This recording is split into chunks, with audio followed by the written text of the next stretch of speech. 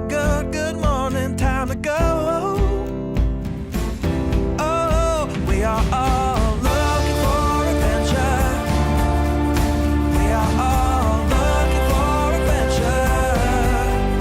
We are all Jessie, will you be my Valentine? Oh my gosh. Welcome back to the 3x5 Live Podcast. On this podcast, we talk about mindset, mindfulness, productivity, everything self-development. Today, in honor of Valentine's Day, we're talking love. Listen to you. You sound like one of those 1950s radio hosts. We're talking about love. So a book that had a big impact on us, and I think other people as you're entered into serious relationships or marriage, was 5 Languages of Love. Nope. It's called the love 5 love languages. 5 Love Languages. Wait. Yes. I think you're right. Yeah. You're good. So recently, Jessie stumbled upon Jay Shetty's new book entitled 8 Rules. 8 Rules of Love. Yes. And Jay Shetty wrote the book, Think Like a Monk, that was very popular a few years back. And so I love diving into this topic personally. I'm always trying to be better in this arena. I promise. So I think we can glean so much insight if we actually practice and study to become better partners, to become better in this love category, which is obviously beyond important as we walk through this world. And it's one of our main pillars of happiness, right? So we talked about the pillar exercises that you can do, or the wheel of life exercises you can do, and relationships is always a really big one. Mm-hmm. And so, with Valentine's Day, there's the flip side of Valentine's Day where sometimes it can feel very lonely and you can feel very depressed that you're not in a relationship or a coupling. But I want us to think a little bit today about relationships outside of just romantic relationships and what love can mean for us in other aspects of our lives as well, not just with a partner or a spouse or a boyfriend in that scenario, but how can we look at love outwardly and in a different kind of larger capacity. And so one of the things that I loved about Jay Shetty's book, and I'm only going to cover kind of 2 sections, 2 rules. 2 rules, yes. That out of the 8 that spoke to me, but all of them are really, really great. But the first one, and something that I really liked, was the rule number 1 was embrace being alone. And this was something that I think a lot of us recognize, and people may say how important it is for us to take time in our journey to really figure out how we tick and who we are and what makes us happy and what are we passionate about. And in order to become a good partner or somebody who can be in a relationship, that's kind of a necessary first step. And for a lot of us, there's pressure from a very young age to be in part of a couple, right? So the level of our happiness seems to be attached to another person. And so sometimes we can enter into relationships at a really young age that we are forced to then grow and change and figure out who we are while we are in that relationship. And it becomes that dependent relationship. Yeah, it can cause codependency and maybe, some unhealthy behaviors within that relationship. And so he talks about, even if you're in a relationship, that the embracing of being alone within a relationship is just as important as if you're single. And what that means is finding time for solitude, finding time for self-reflection, finding time for self-growth, being able to get on a trajectory that feels really great for you as a person. Giving self-love, self-compassion, the saying you can't love somebody else until you love yourself. We've talked about this 1,000 times, and how true it is that you can't be your happiness. You can't find happiness within somebody else. You can't challenge somebody to be that person who is responsible for your happiness. It is an intrinsic thing that needs to come from within. So I like this reminder. And Bryan, you can speak to solitude all day long, but yeah, solitude has been a huge game changer in my life ever since I found Ultra. And I've spoken about solitude on this podcast many a times. And just that the time that I have by myself, I figured out and learned so much about myself, spending hours upon hours in the woods just with my thoughts. And Jessie can always see it too. When I come back from those long stints of solitude, there's this little light in my soul that is just feeding into Jessie, where I'm just this happier, more vibrant me, because I figured out a little bit of me that now I'm bringing back to be there more for Jessie. And I think a lot of people find this when they go on retreats or, meditation retreats, those types of things, just being by themselves, going deep by themselves, and then coming back to their family and being able to pour more into their family. And Jay talks about in this book how it's kind of a lost art and the idea of like boredom. We very rarely are bored anymore. Mhm. And if you think about kids, I look at with my own kids, like, I am with them all day long because I'm homeschooling right now. And there was at the beginning this big motivator, because I was a classroom teacher for so long, for me to be responsible for their entertainment. I always was like setting up things for them to do. I was always giving them ideas of what to do next. And I've recognized, especially being down here in Florida, where we have no toys. None of our toys are here. None of their things that they usually have.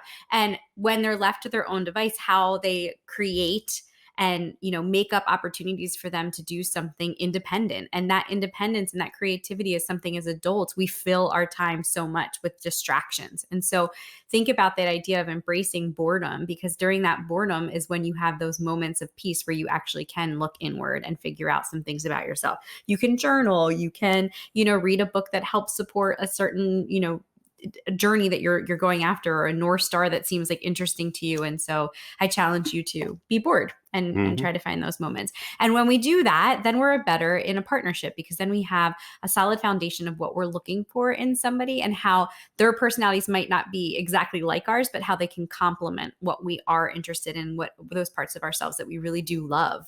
And the shiny parts and the prickly parts. Yeah, no, exactly. So rule number 1, embrace being alone. Rule number 8, which I know I'm fast forwarding quite a bit, but this last one I really, really love too, because I think so often when we think about love, the pressure is to be in relationship with another person romantically. And we put romantic love on a pedestal. And really, if we're going to quantify love and the impact that it can have on a community or a country, we really have to look at opportunities for love that are outside of that romantic pedestal type of love. And so I don't know if you want to talk about like our kids and like that type of love. Yeah, I mean, if you think about your children, it's just like people are like, quantify the amount of love you have for your kids, and that's just like unquantifiable. So you can't really put a number. You're like, infinity, I love them so much. I mean, take all the love in the world and times that by infinity, and that's how much I love my children. Well, then if you truly love your children that much, then you should love the school that is impacting your children that much. And you should then love your local neighborhood and your neighbors who are interacting with your kids. Then you should love your city. Then you should love your country. All these things that have this ripple effect down to your children and are going to impact your children, you should be pouring love into if you love your children that much. So it's just spreading this love out. To other people. I mean, Jay Shetty talked about like a Zen story. We have those cute little books with the panda bear. I forget what they're called. Zen Shorts is one of them. Yeah, they're so sweet. And they're like little parables or whatever. But he tells this story of a Zen story where a teacher was in a classroom with a group of children, and she said to them, what would you rather do? Would you rather give one person $100 or 100 people $1? And the kids were like, I don't really know. It kind of seems like the same thing to me. It's both $100. And she talked about how it should be, or the answer should be, give 100 people $1. And it's not just because of the idea that you're like giving something, to somebody else. It's the idea of you're practicing the transaction of being a giver and not a recipient. And so a lot of times when we think about love, we're always looking for somebody to give us love or show us love, to be the recipient or the receiver of love.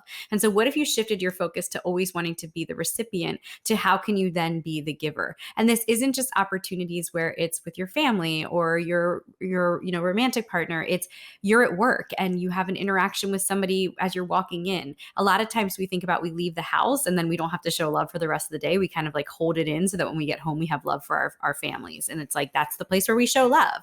But what if you could do this in other places outside of that family unit? At the grocery store, when you're in line, showing love by having a conversation and really listening and being invested in another human being. Think about it from being a giver instead of a recipient. And another way to phrase that too is we practice yoga, we practice gratitude, we practice mindfulness, and we don't really think about practicing love. And it's a practical way to practice love through that story of, hey, I'm going to give $100 out to practice this art of love to others. Right.